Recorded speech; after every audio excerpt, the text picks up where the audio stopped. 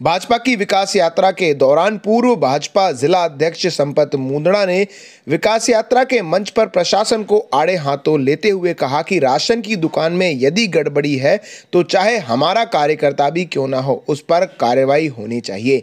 आज सब कान खोलकर सुन ले, राशन की दुकान की व्यवस्था को सुधारें, गरीबों को सम्मान के साथ राशन दें। इस तरह की गड़बड़ी के बारे में प्रशासन के अधिकारियों को खुली चेतावनी देते हुए उन्होंने कहा कि मेरा राजनीतिक जीवन गरीबों की सेवा के लिए है, ना कि धन्ना सेठों के लिए।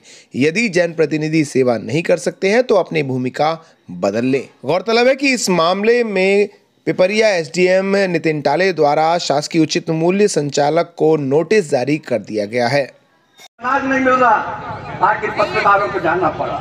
इतना संवेदनशील नहीं होना चाहिए। मैं बार बार कह रहा हूं, जब सरकार गरीबों के लिए समर्पित है, अगर आप ये काम नहीं कर सकते तो आप अपनी भूमिका तय कर लें। होना चाहिए, चाहे मेरे साथ चलने वाला हो उसे भी आप बर्खास्त करिए, चाहे मेरी दुकान पर बैठने वाला हो उसे भी आप बर्खास्त किए, पर गरीब जनता के हक को, उसके सम्मान को बराबर मिलना चाहिए, जिसकी हमारी सरकार समर्पित है।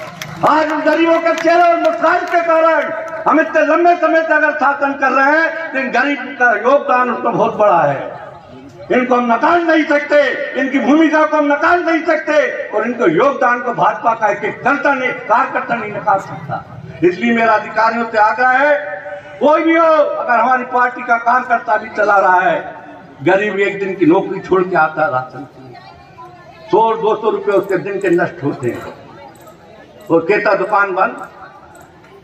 मैंने अधिकारियों सूचना दी कई बार, कोई अधिकारी जो नहीं कह सकता मुंद्रा जी मंच से बोल रहे हैं। सिर्फ मैं बता देना चाहता हूं, मेरा राजनीति का जीवन समर्पित सिर्फ गरीबों के लिए, धन्ना सेठों के लिए नहीं है। मेरा जीवन, मेरी अगर छोटी दुकान में अगर बड़ी नहीं हुई है तो उसके पीछे इनकी सेवा का कारण है।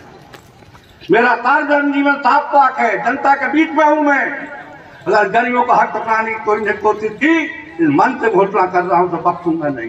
आज सब कान खोल के सुन ले, राशन दुकान की व्यवस्था सुधारे, गरीबों को सम्मान के साथ अनाज मिले, योजनाओं का चक्कर लगाने का काम आप लोग बंद कराएं। अधिक आवेदनकर्ता को मालूम होना चाहिए कि मेरा 3 महीने बाद पत्र आएगा, 3 महीने बाद मुझे मिलेगा।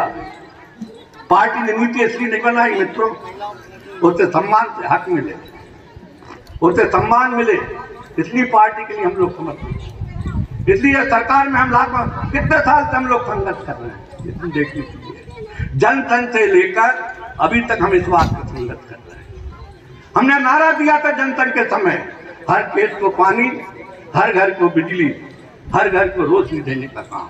आज आप लोग के आशीर्वाद से। गौरतलब है, नया गांव की शासकीय उचित मूल्य की दुकान के संचालक सुनील कुमार सोनू के ऊपर गांव वालों ने आरोप लगाए थे कि उनके द्वारा उनकी पर्ची ले ली गई, साथ ही राशन के लिए लगातार चक्कर कटवा रहे थे। ये पहला मामला नहीं है। गौरतलब है कि नए गांव में पहले पिता की दुकान भी निलंबित हो चुकी है। नए गांव में राशन की दुकान का विवाद हमेशा रहा है। शिकायत के आधार पर वर्ष 2011 में महुआ खेड़ा प्राथमिक लघु वनोपज सहकारी समिति में संलग्न राशन की दुकान जून 2011 में निलंबित की गई थी, जिसके संचालक डालचंद साहू आत्मज दम्मूलाल साहू थे।